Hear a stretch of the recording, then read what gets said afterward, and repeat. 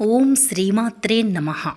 సౌందర్యలహరి శ్లోకాలను సులభతరంగా నేర్చుకోవడంలో భాగంగా ఈరోజు మనం 6వ శ్లోకాన్ని నేర్చుకోబోతున్నాం.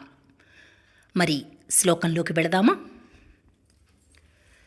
ధనుః పౌష్పం ధనుః పౌష్పం ధనుః పౌష్పం ధనుః పౌష్పం మౌర్వీ మౌర్వీ ధనుః పౌష్పం మౌర్వీ ధనుః పౌష్పం మౌర్వీ మధుకరమయీ మధుకరమయీ పంచవిశిఖాః పంచవిశిఖాః మధుకరమయీ పంచవిశిఖాః మధుకరమయీ పంచవిశిఖాః పంచవిశిఖాః పంచవిశిఖాః ధనుః పౌష్పం మౌర్వీ మధుకరమయీ పంచవిశిఖాః ధనుః పౌష్పం మౌర్వీ మధుకరమయీ పంచవిశిఖాః వసంతః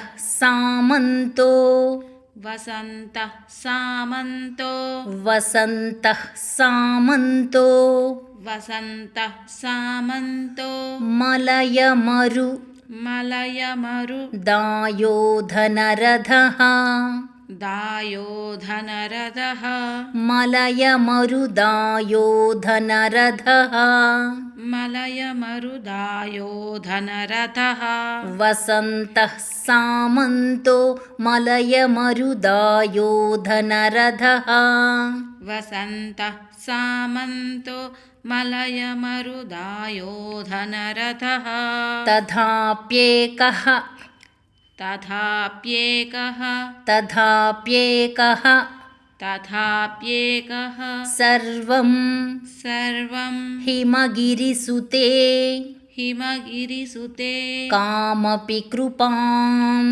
కామపి కృపాం తథాప్యేకః తథాప్యేకః సర్వం సర్వం హిమగిరిసుతే హిమగిరిసుతే కామపి కృపాం కామపి కృపాం తథాప్యేకః సర్వం హిమగిరిసుతే కామపి కృపాం తథాప్యేకః సర్వం హిమగిరిసుతే కామపి కృపాం అపాంగాత్తే అపాంగాత్తే అపాంగాత్తే అపాంగాత్తే లబ్ధ్వా లబ్ధ్వా అపాంగాత్తే లబ్ధ్వా అపాంగాత్తే లబ్ధ్వా జగదిద జగదిద మనంగో విజయతే మనంగో విజయతే అపాంగాత్తే లబ్ధ్వా అపాంగాత్తే లబ్ధ్వా జగదిద మనంగో విజయతే జగదిద మనంగో విజయతే అపాంగాత్తే లబ్ధ్వా జగదిద మనంగో విజయతే అపాంగాత్తే లబ్ధ్వా జగదిద మనంగో విజయతే. ఇప్పుడు ఇద్దరం కలిసి చెబుదాం. ధనుః పౌష్పం మౌర్వీ మధుకరమయీ పంచవిశిఖాః వసంతః సామంతో మలయమరు దాయోధనరథః తథాప్యేకః సర్వం హిమగిరిసుతే కామపి కృపాం అపాంగాత్తే లబ్ధ్వా జగదిదమనంగో విజయతే. ఇలా చెప్పుకోవాలన్నమాట.